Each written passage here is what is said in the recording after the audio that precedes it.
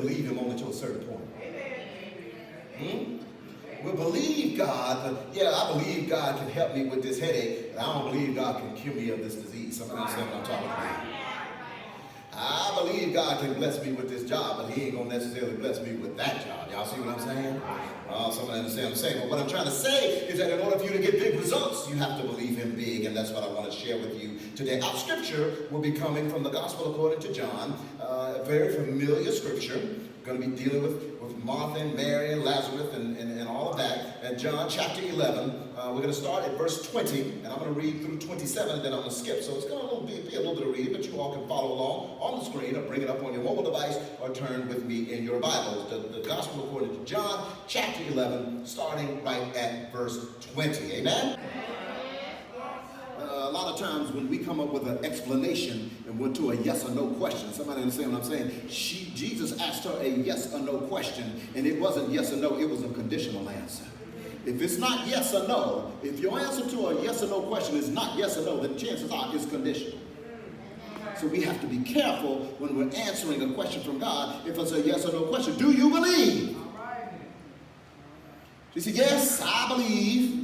You're the Messiah, the Son of God. You are the one who is coming to the world. That is not what Jesus asked. We're going to come to that in just a minute. All right, now, same chapter, jump down to verse 38. All right, same chapter, verse 38. We're going to read 38 down to about 43, and then we'll be done. And I'll come back and I'm going to just show you all some things. All right, chapter, believe that you sent me. After Jesus said this, he called in a loud voice, Lazarus, come out. You all know the story. You've heard it enough times that you can imagine a picture in your mind. You've heard it enough times. You've seen enough movie renditions of the story. But I just want you to hone in on this. He said, remember what I told you. He told her that he was the resurrection and the life. And he said, do you believe this? And here's Martha again by her actions. Sometimes your actions and your words will betray you. Amen. Jesus, not altogether too long ago, had just asked her, do you believe this yes or no? And she didn't give him a yes or no answer. She gave him a conditional answer. And now when it's coming out, obviously she doesn't believe it because she's sitting here saying, it's going to be a smell. In John chapter 11, verse 20. When Martha heard that Jesus was coming, she went out to greet him, and then Mary stayed home. Then it said, Martha said, if you had been here, my brother would not have died. If you're going to believe God in a big way, then you can't believe him your way. Martha said that Jesus had to be there in order for Lazarus not to die.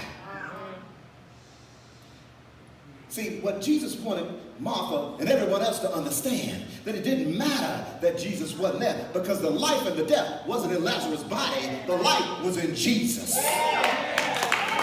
And wherever Jesus is, that's where the life is going to be. Back in my former life, I'm trying to get you to understand here today, because I want you to begin to believe God in a big way.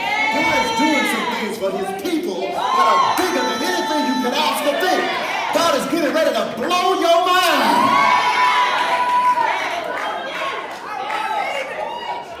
Glory be to God. As I live this life and walk this walk, I'm learning and I'm hearing. God is showing me things that as I pay attention to it, it's like that wasn't even supposed to be that way. You weren't even supposed to be right there. That wasn't even, but God will fashion something specifically for you. Glory be to God. But you can't believe it your way. Martha wanted to confine Jesus, to say that you had to be here in order for him to live. You had to be a certain way in order for him. But see, God is trying to sit here and tell you that I'm the one that sits at the head of the table. I'm the one that's in charge. All I got to do is speak it. We have to be careful. You just have to keep from getting frustrated sometimes, because you end up messing around with some people that can't believe a tip of nothing.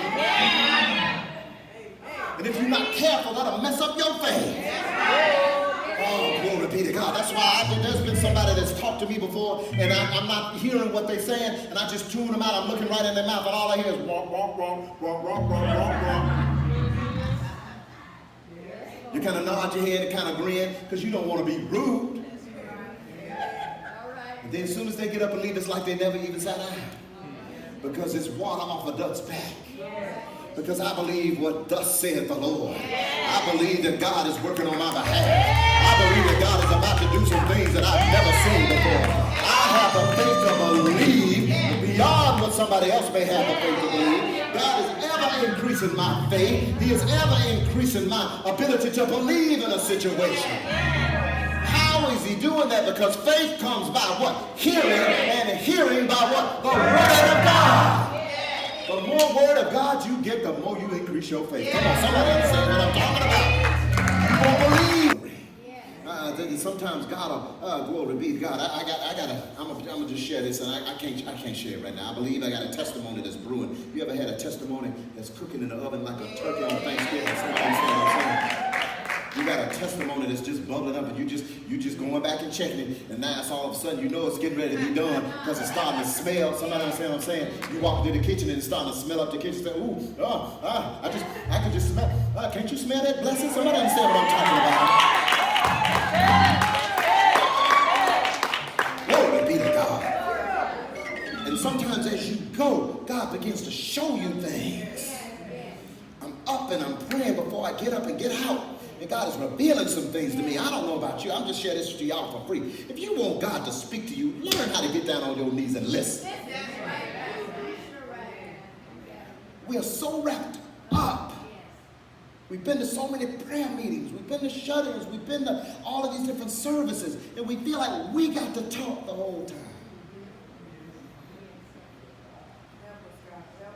God is trying to speak to us.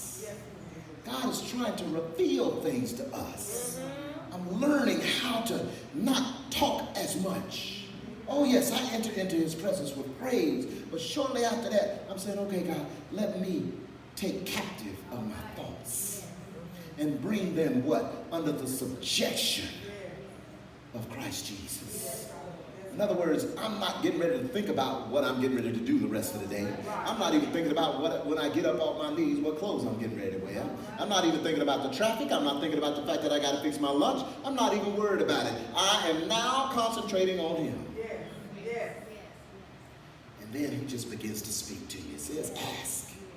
If you want to hear from him, just ask. I know I'm getting off a little bit, but I'm trying to help somebody here today. Because see, saying it, that's what Martha failed to do. She said she believed it, but her actions didn't line up with what she said she believed. Do your actions line up with it today?